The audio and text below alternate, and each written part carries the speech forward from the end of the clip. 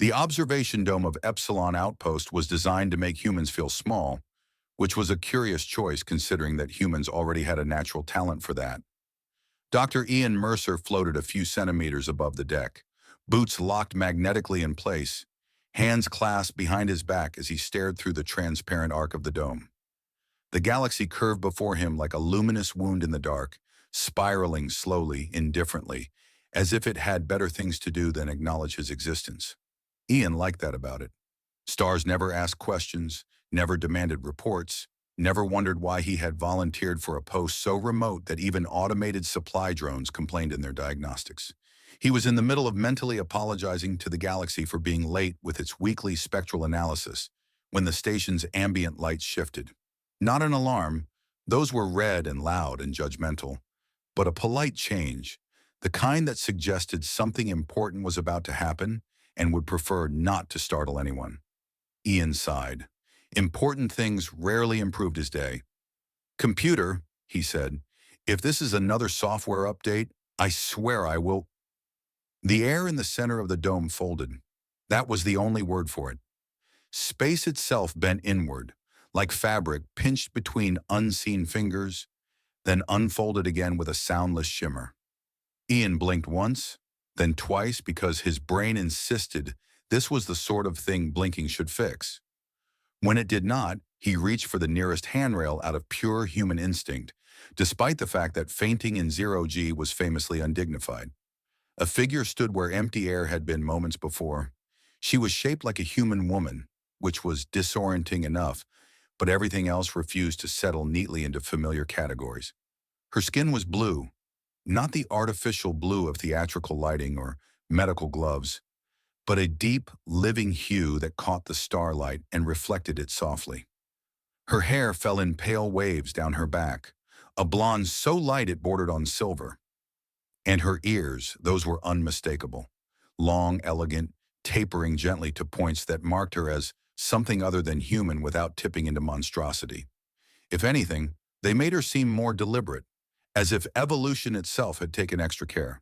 She wore garments that shimmered faintly with internal energy, neither armor nor fabric in any human sense, and she stood with the unshakable posture of someone who had never doubted her right to occupy space. Ian stared. The galaxy continued to spiral behind her, unimpressed. "Well," he said at last, because silence felt like surrender, "you're either a hallucination brought on by isolation, or I'm about to be very bad at first contact." The woman tilted her head, ears shifting slightly in a way that suggested curiosity rather than offense. Her eyes, brighter than human eyes, deeper too, focused on him with an intensity that made Ian suddenly aware of his unpressed uniform and the fact that he had skipped shaving for 3 days. "You are warm," she said. Ian frowned. "I can turn the climate controls down if that's an issue." "That will not be necessary."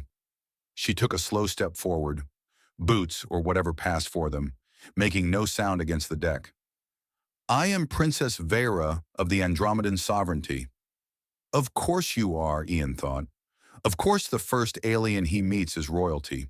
He straightened reflexively, then immediately resented himself for it. "I'm Dr. Ian Mercer," he said. "Astrophysicist. Human, not a prince." "Sorry about that."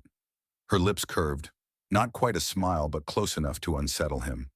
"Your lack of royal designation is noted and irrelevant."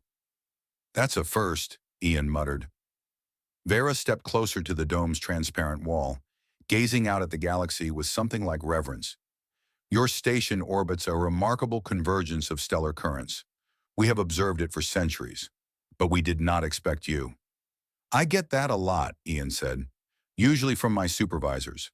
She turned back to him, studying his face, his posture, the way his fingers twitched as if reaching for tools that weren't there. Ian had the uncomfortable sensation of being scanned, not by instruments, but by attention itself. "You are fragile," Veyra said thoughtfully. "Your species decays rapidly. Your genetic structure is inefficient. And yet—" "Let me guess," Ian said. "Yet charming." Her eyes brightened. "Yes." Ian snorted before he could stop himself. The sound echoed faintly in the dome, absurdly human against the vast silence of space. For a moment the tension cracked, just enough to let something lighter slip through. Veyra watched him as if he were a newly discovered phenomenon. You respond to uncertainty with humor. It's that or screaming, Ian said, and screaming doesn't travel well in a vacuum. She seemed to consider this very seriously. I am pleased, she said at last, that it is you who stands here. Ian's smile faltered, just slightly. You make it sound like that wasn't an accident. It was not, Veyra replied. Outside, the galaxy continued its endless, patient turn, and somewhere deep within the station, sensors quietly began recording data that would trouble diplomats for generations to come. Ian decided, several minutes too late, that the appropriate response to an alien princess announcing her presence without prior scheduling was not to keep talking. Unfortunately, silence had never been one of his professional strengths. Veyra remained in the observation dome as if she had always belonged there, her attention drifting between the galaxy beyond the glass and the human pacing in a loose, uneven circle a few steps away from her. Ian's boots clicked softly each time the magnetic locks engaged and disengaged, a nervous habit he had developed during long nights alone with only stars for company. You said it wasn't an accident, he said at last, stopping near a console he didn't actually need. I feel obligated to inform you that most things involving me are, statistically speaking, accidents. Veyra's long ears shifted again, angling slightly forward. He was beginning to suspect they were more expressive than human eyebrows, which felt unfair. You misunderstand. Your presence here is improbable, not accidental. Probability implies chance. This does not. That's comforting, Ian said, though it wasn't. In a deeply unsettling way. She approached the console and rested her hand near it without touching anything, as if sensing its purpose rather than reading it. The station's systems hummed softly, unsure whether to feel threatened or honored. Your species places great value on randomness, Veyra said. You find meaning in coincidence. We do not. Ian leaned back against the console, crossing his arms. So you're telling me you crossed interstellar distances, folded space inside my favorite room, and showed up unannounced because destiny? Yes. He waited for elaboration. None came. You aliens really need a pamphlet on easing people into conversations. Veyra studied him again, slower this time, as if cataloging subtle details. The tension in his shoulders, the faint dark circles under his eyes, the way his gaze kept flicking toward the exit, despite his best efforts to appear calm. You are experiencing elevated stress responses, she observed. Your heart rate is erratic. Good to know my heart is already betraying me, Ian said. I thought we had an understanding. Your body reacts before your thoughts, she said. It is inefficient, but honest. That might be the nicest insult I've ever received. She regarded him for a long moment, then inclined her head. I do not intend insult. You are compelling. Ian laughed again, quieter this time. Careful, that's how interspecies incidents start. Veyra's eyes narrowed slightly, not in anger but curiosity. Define incident. Let's circle back to that after you tell me why an Andromedan princess is standing in my dome instead of, I don't know, negotiating with governments or conquering something. We do not conquer, Veyra said simply. We observe. We wait. And when resonance occurs, we act. Resonance, Ian repeated. That sounds like a physics problem I should understand. It is biological, neurological, emotional. She placed a hand lightly against her chest. Our instruments detected alignment the moment I entered your proximity. Ian glanced instinctively at the medical scanner embedded in the wall. I don't remember consenting to be aligned. You did not need to, she replied. It is mutual by nature, not by permission. That's going to be a legal nightmare. Veyra tilted her head again, ears lifting slightly higher. Your humor persists. It's either that or panic, Ian said, and I'm pacing dangerously close to panic. She considered him, then did something unexpected. She sat down. Carefully, gracefully, she lowered herself onto the edge of a bench that Ian usually reserved for data pads and forgotten mugs. The simple act shifted the atmosphere of the room. She was no longer looming, no longer otherworldly in her stillness. She was just there. I will remain, she said, until you are ready to understand. Ian exhaled slowly. You realize this is how horror movies start, right? I am unfamiliar with this genre. Lucky you. They sat in silence for a moment, the galaxy turning patiently beyond them. Ian noticed with mild surprise that the silence was not oppressive. It was curious. Veyra looked out at the stars again, her expression softer now, almost thoughtful. You watch the universe, she said, but you do not believe it watches back. Ian shrugged. I've never caught it staring. It is, she said, through me. That should have terrified him. Instead, he felt a strange, unwelcome warmth in his chest. He cleared his throat. Okay, he said, let's assume I don't pass out or accidentally trigger a station-wide incident. What happens next? Veyra turned to him fully, her gaze steady, unwavering. Next, she said, we begin what my people call first recognition. Ian swallowed. Does that involve paperwork? Her lips curved again, just slightly. Much. The first recognition began, inconveniently, with a room full of people who were not prepared to witness it. Ian knew something was wrong the moment the station's internal doors sealed with a firmness that suggested protocol rather than malfunction. The soft chime that followed was unmistakable, official, annoyingly calm. He glanced at Veyra, who had risen from the bench and now stood with her hands folded before her, posture immaculate, ears held high. You didn't tell me this involved an audience, Ian said. You did not ask, she replied gently. That's on me, he muttered. The dome doors slid open and the rest of Epsilon Outpost filtered in. Engineers, still smelling faintly of coolant, a medic clutching a tablet like a shield, the station coordinator blinking as if she'd walked into the wrong reality. They stopped when they saw Veyra. Silence spread through the dome with impressive speed. Ian raised a hand. Hi, before anyone screams, runs, or fires anything, I'd like to formally note that I am still alive. That helped a little. Not much. Veyra stepped forward, her presence drawing every eye without effort. You are the designated witnesses, she said, her voice carrying easily through the dome. This is acceptable. The coordinator swallowed. Witnesses to what exactly?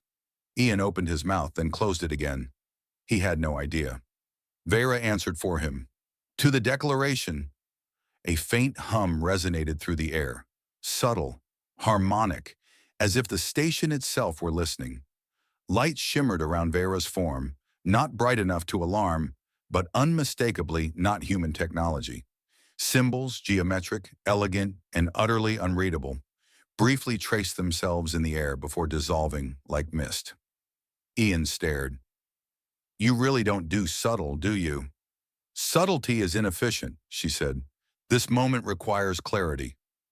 The hum deepened. Ian's datapad chirped frantically from his pocket, overwhelmed by readings it could not categorize.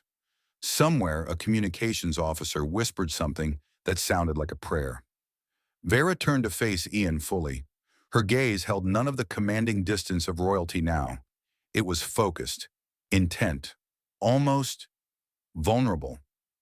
Ian Mercer, she said, using his full name with careful precision. By Andromedan law and biology, you are my star match. The words seemed to vibrate in the air. Ian felt every eye in the room burn into the side of his face. I feel like that's something I should have been warned about before breakfast. You were warned, she said calmly. You joked. That does sound like me, she continued undeterred. When a star match is identified, delay is discouraged. Hesitation introduces distortion. The symbols flared again, briefly forming a circular pattern that enclosed them both. Ian resisted the urge to step back. Veyra, he said quietly, I'm human. We hesitate recreationally. A flicker of something crossed her expression, confusion perhaps, or concern. Then this will be difficult. She straightened, voice rising just enough to carry to every corner of the dome. In accordance with our custom, I offer union, partnership, shared future. I propose marriage. The word landed like a meteor. The medic dropped her tablet. The coordinator made a noise that might have been a laugh or a cry. Someone in the back whispered, That's not how first contact manuals say this goes. Ian didn't hear them. He was too busy staring at Veyra, at the absolute sincerity in her eyes, at the way her ears had lowered just slightly, a posture he was beginning to recognize as hopeful restraint. "Okay," he said faintly. "Okay. Wow." The hum faded, leaving the dome eerily quiet. Veyra waited. She did not move closer. She did not press. She simply stood, patient as the stars beyond the glass. Ian ran a hand through his hair. "So," he said, forcing air into his lungs, "to summarize, you crossed the galaxy, identified me as biologically significant, and just proposed marriage in front of my coworkers." "Yes. And saying no would be significant," she said carefully. "In other ways." Ian glanced around the room at the stunned faces, at the galaxy watching silently from beyond the dome. He huffed out a breath that was half laugh, half disbelief. "I really should have stayed planetside," he said. Vera's lips curved, just a little. The outpost spent the next several hours pretending it was not hosting the most socially catastrophic proposal in recorded human history. Officially, the dome was cleared for atmospheric recalibration, which was impressive considering it had no atmosphere to recalibrate. Unofficially, everyone needed time to breathe, panic in private, and send extremely confusing messages to their respective superiors. Ian was escorted, gently, politely, and with far too much respect for his comfort, to a smaller auxiliary observatory. Veyra followed without resistance, her presence quiet but undeniable, like gravity that refused to be ignored. The doors sealed behind them, leaving only the soft glow of distant stars and the hum of Andromedan technology woven subtly into the station's systems. Ian rubbed his face with both hands. "I just wanted on record that this is the strangest performance review I've ever had." Veyra watched him with interest. "You evaluate yourself aloud when distressed. It saves time." She moved to the wide viewport and stood there, hands clasped behind her back. Without the audience, without ceremony, she seemed smaller. Not diminished exactly, but more real. Less a symbol, more a person. Alien person, admittedly. "You did not answer," she said. Ian groaned. "You really don't waste time, do you?" "Our species evolved under constant stellar instability," she replied. "Indecision was lethal. On Earth, indecision is practically a hobby." That earned him a brief, genuine smile. He took that as encouragement and leaned against the bulkhead, crossing his arms. "Look, Veyra, Princess, Your Highness, Star Match Finder General, I'm not rejecting anything yet. I just need to process." "Processing is permitted," she said. "Avoidance is not. Good thing I'm excellent at processing badly." She turned to face him fully. "You are afraid." "Of course I am," Ian said. "I was prepared to discover alien microbes or maybe a mysterious signal. Not interstellar matrimony." Veyra considered that. "Your fear is not rooted in rejection." "No," he admitted. "It's rooted in scale. You're talking about civilizations, borders, history books. I'm just a guy who talks to stars because they don't interrupt." "They interrupt," she said softly. "You simply do not hear them." Ian blinked. "Okay, that was unsettlingly poetic." She stepped closer, but stopped at a respectful distance. "You believe this choice would erase you, wouldn't it?" he asked. "First human in Andromedan space. I stop being Ian Mercer and start being a concept." Veyra's ears lowered slightly. "Among my people, a star match is not consumed by title, they are preserved by it." "That sounds nice," Ian said, "but humans have a long history of turning people into headlines." She was silent for a moment. Then, unexpectedly, she laughed. It was soft, brief, and utterly unregal. "Your species fears attention," she said, "yet you broadcast your lives into the void. That's mostly for entertainment and validation. I find it contradictory. Welcome to humanity." The tension eased, just a little. Ian exhaled and pushed himself off the wall. "So what happens now? Diplomats swarm the station? Someone writes a treaty called Oops, We Proposed?" "There will be deliberation," Veyra said. "Observation, cultural mediation. You will not be forced." "That's reassuring. But," she added, "my offer stands." Ian met her gaze. There was no pressure there, no demand, only patience and something deeper. Hope, maybe, restrained by discipline. I don't hate the idea, he said quietly, which is new. Her eyes brightened, and she did not try to hide it. That is sufficient for now. He chuckled weakly. You aliens really know how to set a low bar. It is not low, she said. It is honest. Beyond the viewport, the stars continued their slow dance, ancient and indifferent. Inside the small observatory, two beings from opposite ends of the galaxy sat down, carefully, awkwardly, side by side, not as symbols or answers, but as individuals suspended in a moment that had not yet decided what it would become. The waiting began quietly, which somehow made it worse. Ian learned this while sitting at the narrow table in the auxiliary observatory, staring at a cup of nutrient tea that had gone cold hours ago. It tasted faintly like regret and recycled water. Veyra sat across from him, posture straight, hands folded, eyes occasionally drifting to the stars, as if they were delivering updates he could not hear. Between them lay a small Andromedan device, smooth and oval, pulsing with a slow, steady light. That thing's been blinking at me for 20 minutes, Ian said. If it explodes, I want it known that I objected. It is not explosive, Veyra replied. It is recording. Of course it is. It monitors cognitive and emotional variance during periods of decision-making. Ian leaned back in his chair. So it's judging me. Yes, he sighed. Fantastic. First contact and I'm already failing a personality test. The device pulsed a little brighter, as if amused. Outside the observatory, the station buzzed with restrained chaos. Messages arrived and vanished into encrypted channels. Earth wanted clarification. The Andromedan sovereignty wanted confirmation. Several artificial intelligences wanted reassurance that marriage was not a hostile act. No one had answers yet, which left Ian with too much time to think. I keep imagining headlines, he said suddenly.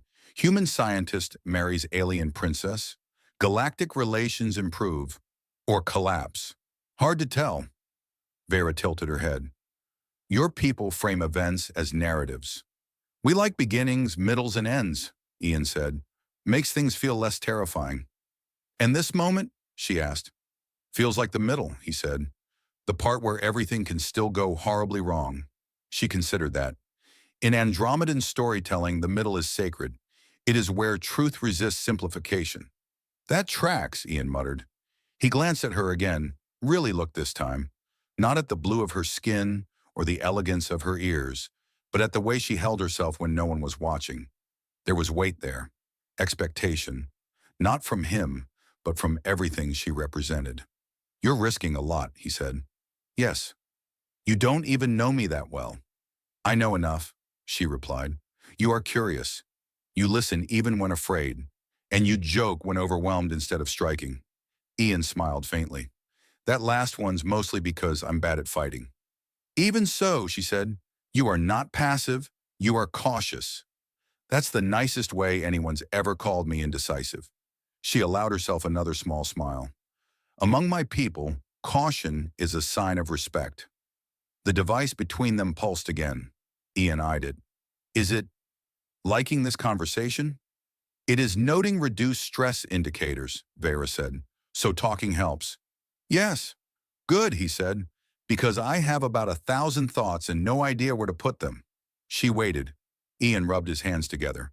If I say yes, hypothetically, I stop being just me. I become a bridge, a symbol. People will project things onto me I didn't agree to carry. That will happen regardless, Veyra said. You exist now. He laughed softly. That's bleak. It is accurate. He looked at her, serious now. And you? What happens to you? I challenge tradition, she said. I invite change. Some will follow. Some will resist. That doesn't scare you? It does, she admitted, but stagnation frightens me more.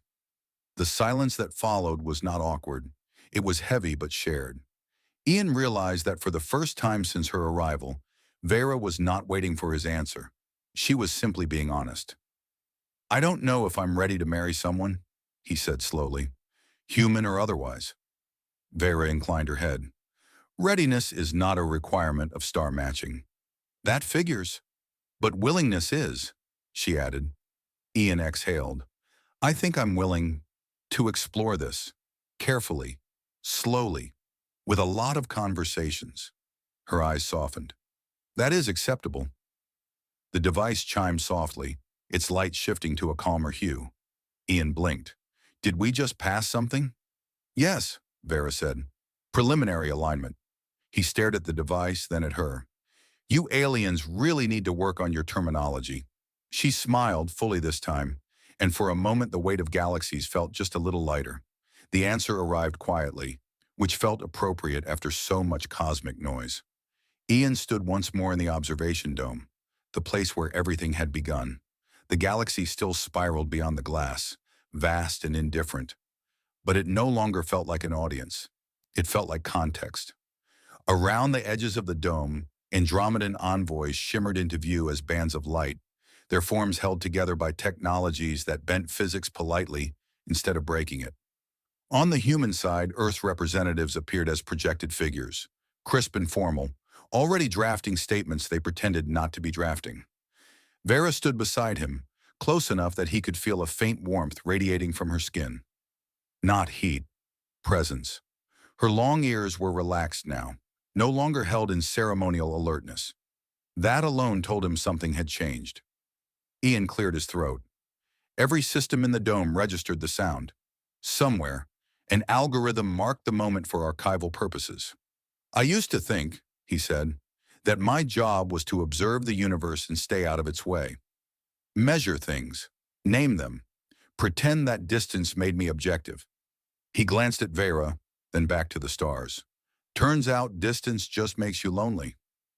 A few of the human representatives shifted uncomfortably. One Andromedan light form pulsed in what Ian suspected was encouragement. I'm not brave, he continued. I'm not a leader. I panic, I joke at inappropriate times, and I once lost a rover because I trusted a low-probability error label. Veyra's lips curved, just a little. But, Ian said, voice steady now, I've learned something out here. The universe doesn't reward safety. It rewards connection. And pretending this moment is just diplomacy would be the biggest lie I could tell. He turned to face Veyra fully. For the first time since they'd met, he did not feel smaller standing beside her. I won't pretend I understand Andromedan destiny, he said, and I won't promise perfection. But I choose to step forward instead of backing away. Not because history is watching, because you are. The dome held its breath. Veyra did not answer immediately. She raised her hand, and the Andromedan symbols appeared again, gentler now, forming a wide arc that enclosed both of them without trapping. Her voice when she spoke carried warmth instead of ceremony. I do not seek to erase who you are, she said. I seek to walk beside it. Ian let out a slow breath that turned into a laugh despite himself. Good, because I'm very attached to being me. I am aware, she said dryly. A ripple of amused light passed through the Andromedan envoys. The projections flickered as protocols finalized themselves. Borders adjusted, definitions expanded. Somewhere, a first contact manual quietly became obsolete. Later, much later, the dome was empty again. The envoys had departed. The messages had been sent. The galaxy had not collapsed. Ian and Veyra stood alone, the quiet settling comfortably around them. So, Ian said, hands in his pockets, first human in Andromedan space. No pressure. You will adapt, Veyra replied. You always do. He looked at her, really looked, and smiled without needing humor to soften it. I'm not the same person who was standing here a few days ago. No, she agreed. You are less afraid of being seen. Outside, the stars continued their ancient dance, unchanged and yet subtly different, simply because two small lives had chosen not to look away.